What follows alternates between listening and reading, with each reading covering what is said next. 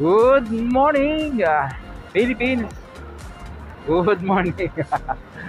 Magandang umaga. Ngayon po ay araw ng Lunes, ika-12 sa buwan ng Mayo, Election Day. Oo. Oras po natin alas 8:28 ng umaga. Narito tayo ngayon sa bahagi ng Tagaytay. Galing tayo ng Maharlika Highway at pupuntahan natin, update po natin itong Tagaytay Alfonso Bypass Road. Dahil nung nakaraan ay may napanood tayo na sarado, nilagyan ng barrier. Yung nag-iisa-isa ng right of way na binungkal naman na. Siguro gagawin po o sesementohin kaya sinarado. Pansamantala nadadaanan po yun ng mga motor at saka ng mga four-wheelers. Kaya lang liliko doon sa may BJMP Tagaytay. Opo. Kasalukuyan binabaybay po natin itong PCI Road. Ayan. Excuse me po. Mamayang hapon tayo boboto. Dami pang tao. Update po muna tayo ng ilang mga latest development ng ilang mga project dito. Lalawigan naman tayo ng Cavite. Yeah, na-miss ko to. Oo. Ito po yung magiging update natin, monthly update dito po sa area. At the same time, ay pakita natin sa inyo yung ilang mga highlights dito, mga pagbabago, no? Oo. At siguro diretsohin na rin po natin yung Tagaytay flyover dyan sa panlukan ng Tagaytay Mendez Road at saka ng Tagaytay Nasugbu Road. Total magkalapit lang naman yan. So samahan nyo po sana ako ngayong araw sa ating motorcycle adventure dito sa lalawigan ng Cavite. Not really an adventure, no. Kasi mag-a-update tayo ng mga infrastructure project na naririto sa lalawigan na ito. Ito na yung parang temple, oh. 'Di ba patapos na siya?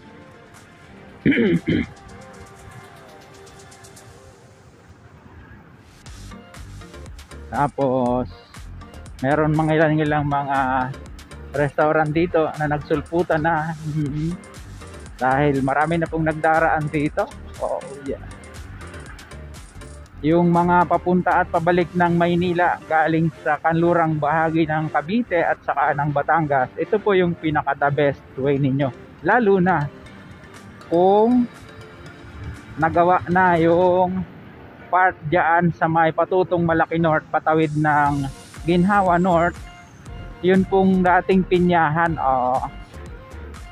Ayan, mayroon ng traffic light dito, hindi pa lang siya gumagana or hindi siya active, I mean. Gumagana na siya. Naka-blink kasi yung orange na ilaw. So ayan, may ibig sabihin yan. May ibig sabihin yan, mga kabayan, hindi yan yung wala lang, no, ha? Ibig sabihin yan, pagka ganyang orange,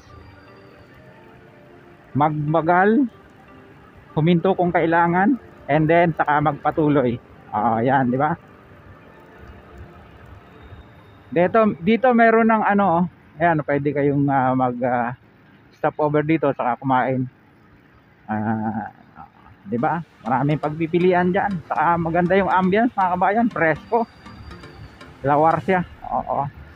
Open air, ika nga. Al fresco. Oo, yun. Natumbok mo. Ngayon po ay declared as special non-working holiday ng ating presidente, para ating enjoy yung ating karapatang makaboto. Yan. Dito meron pa isang tulay dito na kabiyak pa lang. Ayan, gagawin pa dito yan sa kabila. Siguro pag tagal-tagal na. Approaching na tayo, nandito na tayo sa patutong Malaki North. Bahagi pa rin po ito ng Tagaytay. Dito na tayo, approaching na tayo ng Tagaytay Mendez Road. Yung pong, kung ito po yung kalsada ay hindi pa tapos, pwede nyo pong gamitin yung Ginhawa Road, bagong espalto po yan. Pag kumaliwa Tagaytay, pag kumanan siyempre pupunta ng Mendez proper. Ayan, dediretso tayo. Dahil ito yung ating sadya ngayong araw, alamin natin kung ano na nangyari dahil nung nakaraan nilagyan nga ng barrier, totally closed, no? Oo.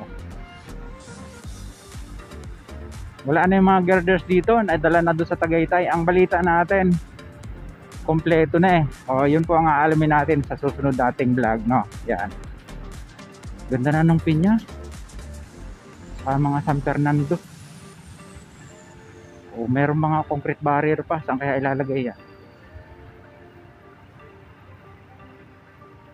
Ayan, meron siyang barrier, no? Pero mayroong kaprasong bukas. Mayroong kaprasong bukas. Dati ay totally sarado yan. Kahit sa motor hindi pwede. O, kuha lang po tayo ng aerial shot, kabayan. Here we go.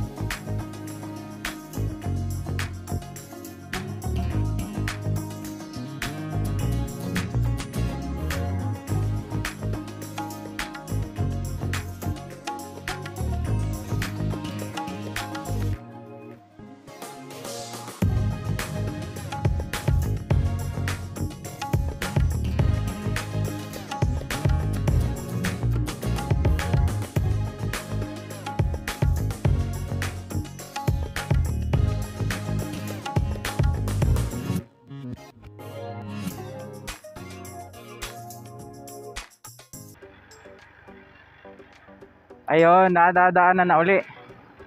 Nakita natin yung mga malalaking sasakyan kumakanan dito sa papuntang BJMP. No? Then titingnan natin yung mga motor kung kayang makadiretso. So yung mga 4-wheelers po, kanan dito ha. Tatandaan nyo. Then hanapin nyo yung papunta uli dyan sa bypass road Kadugsong, no. So ito hindi pa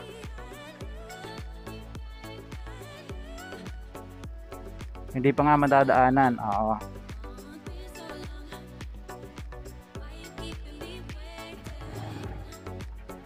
So yun.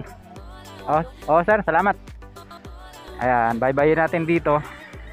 Para na rin sa inyo pong guide. Patawid doon sa karugtong na bypass road.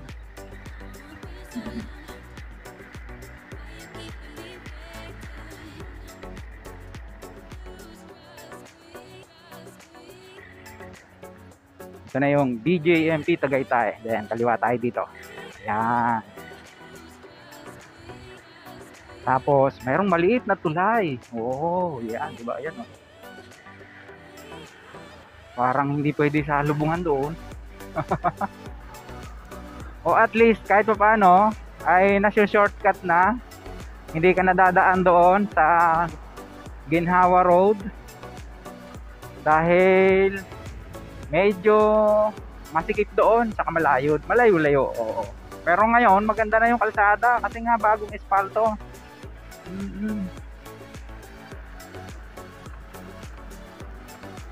Yan, hindi tayo nag-cut ng video. Pinakita ko lang sa inyo kung paano uli ko-connect doon sa Enable Mirror. Ayan, doon sa bypass road. At pag natumbok natin ito, bastos itong mga hayop na to. Pag natumbok natin to uli na bypass road, ayan. Eto na siya, di ba? Diyan lang 'yun sana, ang lapit.